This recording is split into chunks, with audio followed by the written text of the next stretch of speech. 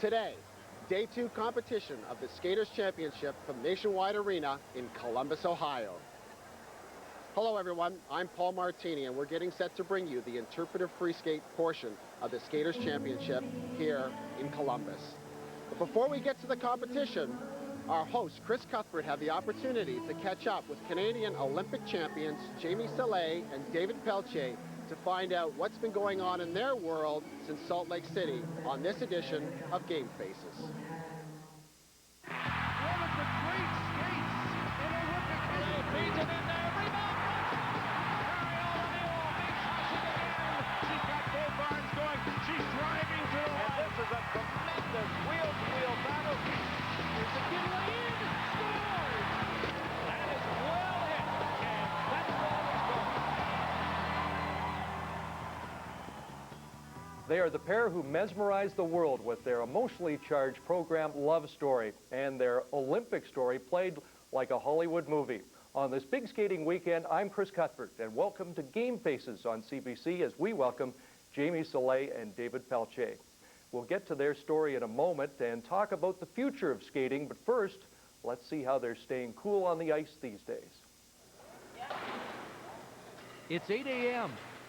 Workers at the Corral Center have already been on the job for 3 hours. The lighting, the acoustics, everything must be perfect for some of the biggest stars on ice. Not the Ottawa Senators, but athletes famous around the world. Figure skaters Jamie Salé and David Pelletier are in the nation's capital. They're guest stars in an ice show touring Canada. This time there are no judges deciding their fate.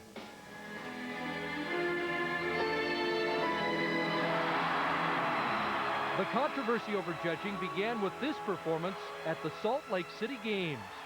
The world was mesmerized by their emotionally charged program Love Story. 5-8, 5-8. And it's not enough. 5-8. Unbelievable. But a decision by one judge resulted in a silver medal, not the gold many felt they deserved. The media uproar was instant and intense. All right, here we go. You guys, this flag will fly on our stage for the rest of the show tonight. And it was influential. Salé and Pelletier got gold medals, but some say they lost a lot, including the unspoiled moment of victory and being known simply for their skating, not the judging that night. These days, a mid-afternoon run-through isn't about nailing the elements the sport requires, but nailing the ones they enjoy. And choreography isn't to please judges, but the paying audience. Now they choreograph their every move with their business manager. And they get instruction from a TV producer instead of a coach. They're no longer just athletes, they're entertainers as well. They also get advice from others who have lived the Olympic dream, but moved on to the ice show circuit. Elizabeth Manley won silver for Canada at the 1988 Calgary Olympics, then turned pro, thinking it would be a lot less grueling. But she found it's just as tough in other ways. I did 1,200 shows in 21 months, and it was a killer. If they put too much pressure on themselves every single night, they're gonna collapse.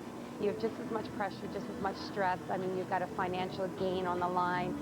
You have very high expectations. I mean, Salé and Pelletier have huge expectations from not only the general public, but the people that hire them and the promoters and everything. Did you ever get tired of this? Tired of figure skating? They also face the media in every town on the tour. Yeah. Salé and Pelletier will be on the road for the next 4 years. While they're here, they squeeze in a taped TV appearance with an old pal, Elvis Stojko. They're starring with him in a CBC television special airing January 27th. In fact, it's Elvis's ice show that Salé and Pelletier are in tonight. Stojko also retired after Salt Lake, and he knows all about the tough transition from amateur to paid professional. I think you'll have more time for yourself, but it's actually you don't. You're going to be busier. You're going to be doing more things because now the training isn't as it's not as intense. So you have some more time that's going to be filled in getting set for shows and doing touring and all the other stuff that's involved. Thank you very much. Enjoy the show. Such as not disappointing the fans, who paid up to $60 a seat to see their idol. Or at least a flash of the thrilling skating from their competitive days.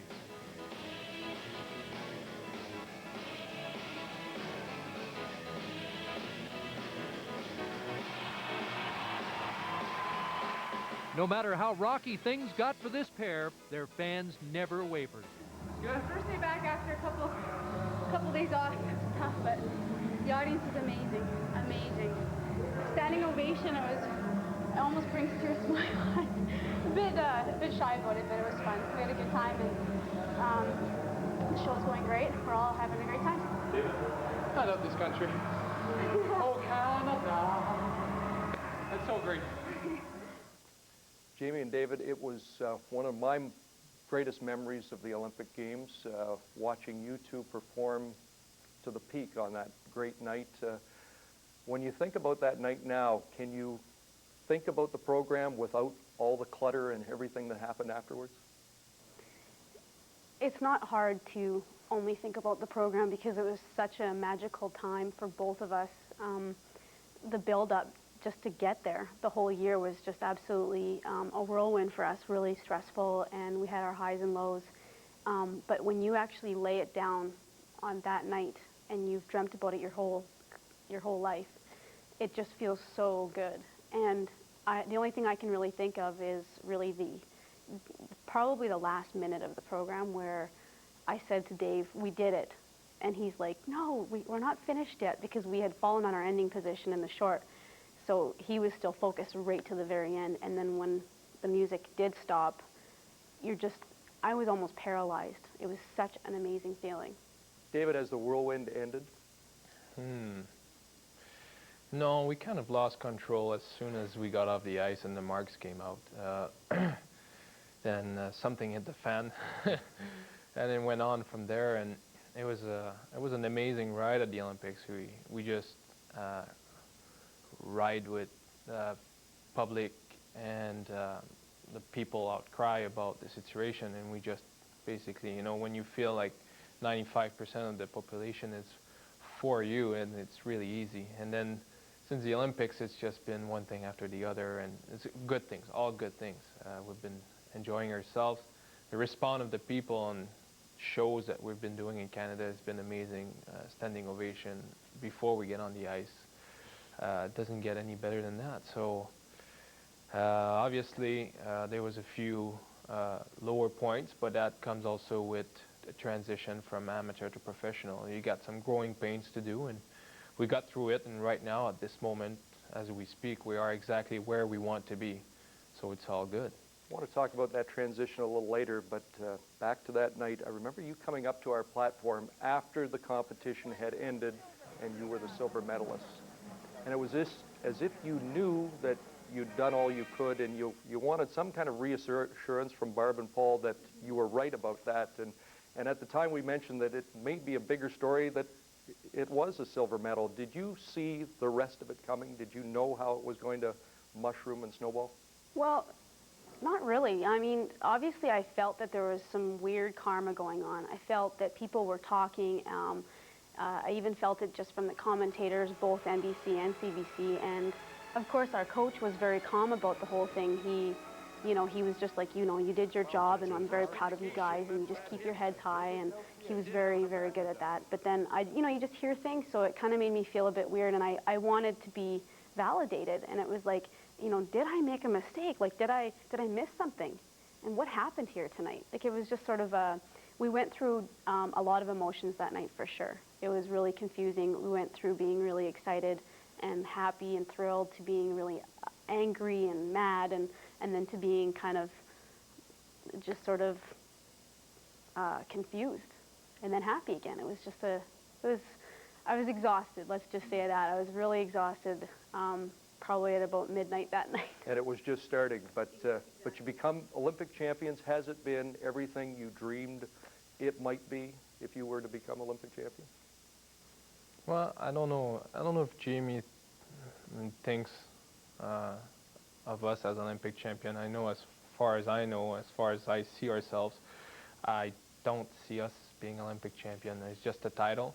I see us as having the best night of skating in our life and the most important night of skating in our lives. And whatever title comes with that is, it's up to me to know, and the pride that I got getting off the ice is worth every medal. And now people must think, oh, well, why did you cry so much when you had a silver? But it was not the fact that we had a silver that makes us a little bit sad about the situation. Is the fact that every skater, when they step on the ice, should get a fair chance to being the best that night. And that was not the situation. But has it been everything we expected? It's been amazing. Yes, it's been more than I expected as far as how well we're feeling about our skating right now. But are you saying that even though they gave you the gold, you still don't quite feel like it's pure gold? Is that what you're saying? It's definitely an honor, and I mean, we were shocked to find out that we were getting a gold medal because we hadn't even said anything. I mean, Dave and I accepted it from that night, even though we were disappointed about what had happened. But I got attached to that silver medal. Believe it or not, I did. And people were like, yeah, whatever. I mean, you got a gold medal now, it's worth more. But you know what? We didn't get it that night. And everybody knows that it's about that moment, and it's about seeing your flag and hearing your anthem in front of all the people that just watched you skate on television. And it didn't happen that night. But again, it's not something that we're not obviously saying, oh yeah, whatever, we got a gold medal, but we were honored, and we were very, I guess, pleased. I can't say satisfied, because again, we never asked for it. It wasn't something that we were saying, we want this gold medal, give us a gold medal. But then when they did decide to give us a gold medal, it was like, okay, well, we just have to go through the procedure of doing what the television wants us to do. And so, we didn't win it that night, so we don't consider ourselves the gold Olympic champions. But we know in our hearts that we should have won that night. So that's all that mattered to us, and our family and our friends, and I think our country. What happened to the silver? We had to give it back. Give it back. Yeah, and I'll tell you a story. We, just for fun, asked, Our manager asked for it. to see, can we get the silver? Because really, this is what we received that night of our long program. So I'm the first owner of that medal, and they were very insulted. How can you ask for that? We give you the gold, we give you what you wanted. I wonder in which living room it's sitting in right now. Should be in the Hall of Fame with that lucky loonie, that's for sure. Well, I hope in a way, like, that's what we would like to do with it, even. And we didn't want it just to, I mean, honestly, medals sort of sit in boxes in your basement, except for our Olympic medal, obviously, but we wanted to use that silver medal to go into a museum or something. That's a perfect place for it to go. That's a good idea, would be. We've got to take a break, but there's so much more to talk about with Jamie Soleil. David Pelletier on Game Faces on CBC. Welcome back to Game Faces on CBC with Jamie Soleil and David Pelletier. I'm Chris Cuthbert, and we're talking about our favorite figure skating topic, judging. David, where do we go from Salt Lake City? And have any of the changes implemented improved what was not a very good situation?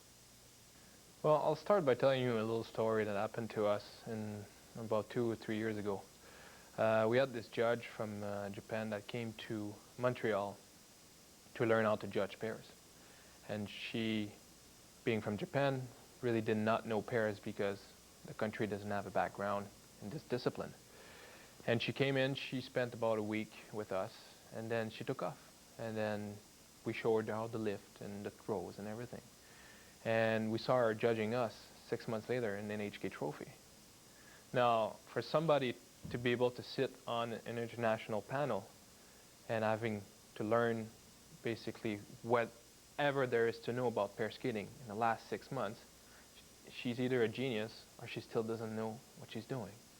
That's just one example, and it brings me to say that maybe we need to re-educate the judges or replace them. When you have a sick tree in your yard, you don't start by fixing the leaves, you start by the roots. And what we've been seeing since the Olympics is I'm a bit worried, because there's a lot of people that try to make changes and make things turned for the better, and they were pushed away and replaced by other people. And I'm not sure if those people that I was replacing those people are the right one. So it's, I mean, or it's, even that the people that have sort of tarnished skating in a way are still there. What about the system beyond the corruption that we've seen? The system they're trying to implement, do you have a sense that it could work, or is there a better way to go about it? I think it's definitely, we haven't actually seen it happen yet. We've heard about it a little bit, so it's too soon to really comment on it, but as far as what I've heard, it seems very interesting, and I'd like to see it. I'd like to see it live. I'd like to see what happens once they start using it, because it'll be really interesting to see.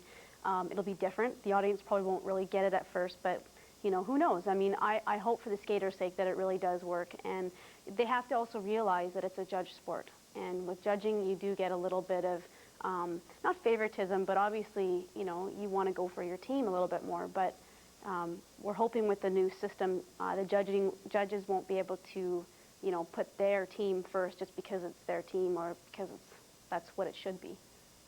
But we'll see. The scandal in Salt Lake City just kept mushrooming to the point in the summer the Russian mob was involved. When you first heard that, what did you think? well, we always used to joke about it. You know, we've been joking about it for a long time. The mafia must be involved, you know, and only as a joke. And now, I mean, this news came up, and we can't really say anything about it because first, all we have is the access to the media and what we know in the media, and that's it. We don't work for the FBI, and as long as the guy is not found guilty, then really there's nothing to talk about. The French judge, she almost became the punchline of a joke for a month afterwards. If you met her in a rink, is there anything you could say to her, you'd want to say to her? Well, if anything, I'd like to thank her that she lost it. I mean, in a way, I mean, it all came out because of her.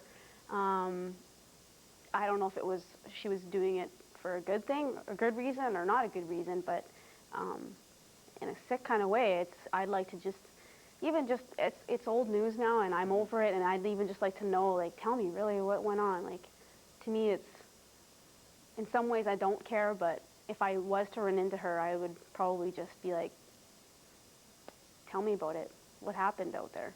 Are you proud that, in a sense, your legacy in figure skating will be that the system kind of collapsed under the weight of your great program? I don't know if it's our legacy or her legacy.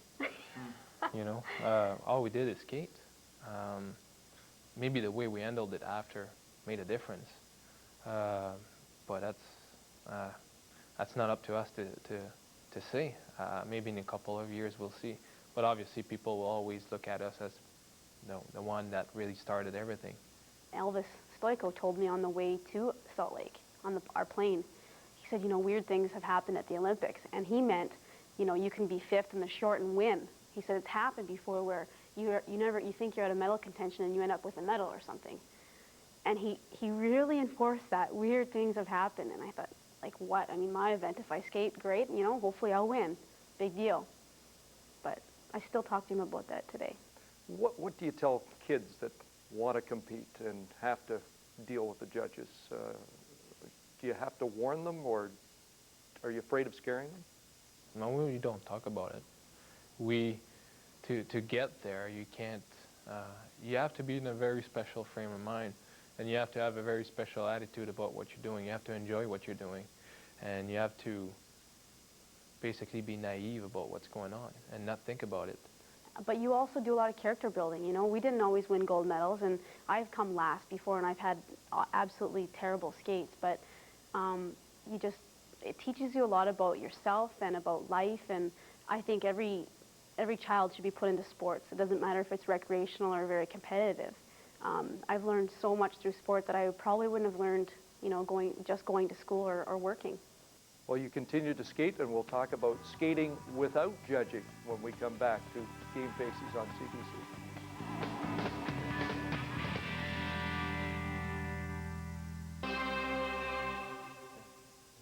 Welcome back to Game Faces on CBC, again with Jamie Soleil and David Pelletier, and now out of the competitive environment at least the way we see it.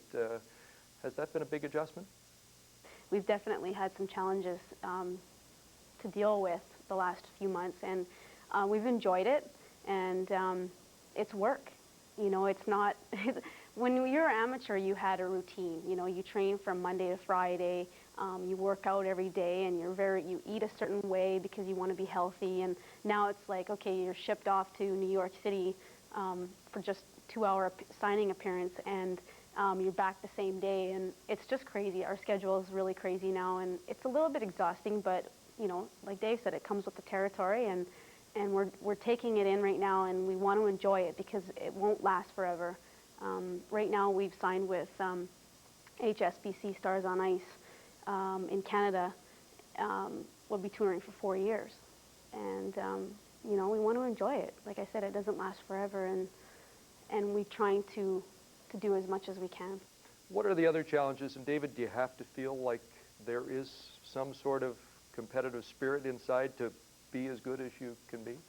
There's always going to be the fire in the belly, like I like to call it, because I've always had it since a youngster, and I'm always going to have it, and no matter what I do, you do or you don't. And you know, we're still going to do some pro-am. We're still going to have to perform 80 times a year out there in front of a crowd. And you want to be the best you can be, like always. And it doesn't matter, because even though you don't do it for the judges, you do it for the people who somehow are more important than the judges, because they're the reason why you're there. So I think I have the best job that I could ever have.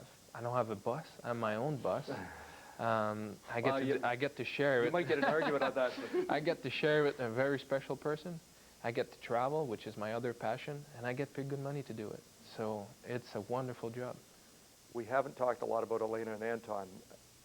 Is there competition when you go out?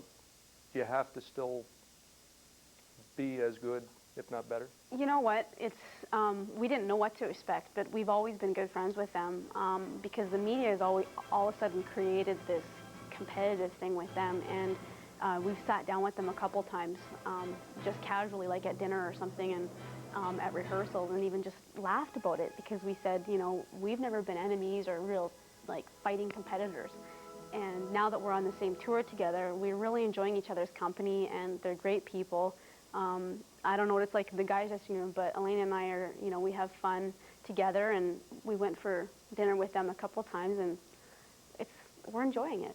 Well, on the other side, you can't deny that in the last 3-4 years, they've been the one that pushed us to be the better team, to be the best, because when we started together, they were already world champions. And you always want to be whatever your goal is. Our goal was to be the best in the world, not the best in Canada. We were chasing and them. we were chasing them. And now that we're on the same tour, I think it's great also. There's no competition, but it's also, you know, we're going to push each other to make the show better, because that's what we do now. Can you create in a pro environment the same kind of programs that reach people like Love Story? I think so. I think you have the capability of doing anything you want to do. Perfect example is Kurt Browning. I mean, he has gotten better since he's turned professional, and he's gone out there and done so many different avenues, and he's just brilliant. I mean, he's come out all the time and shocked me, because when you think he's at his best, he comes out with something better. And you're just like, unbelievable, Kurt. But, I mean, that's just who he is. And that's what our goal is, too, is to, you know, every year to come out with something a little bit different and try different things. And some things work and some things don't. But, you know, hopefully the people will appreciate the fact that we're trying to be versatile and trying to grow as people and as skaters, too. And you won't miss those people on the panel, on the sideboards. No. We're judging ourselves every day. I think that's enough. And we're going to continue to enjoy watching you skate. It was an honor being in Salt Lake City, and it's a real pleasure to be able to chat figure skating with you at any time. Thank you. Our thanks to Jamie and David, and thank you for joining us for another edition of Game Faces. I'm Chris Cuthbert. Until the next time, so long, everybody.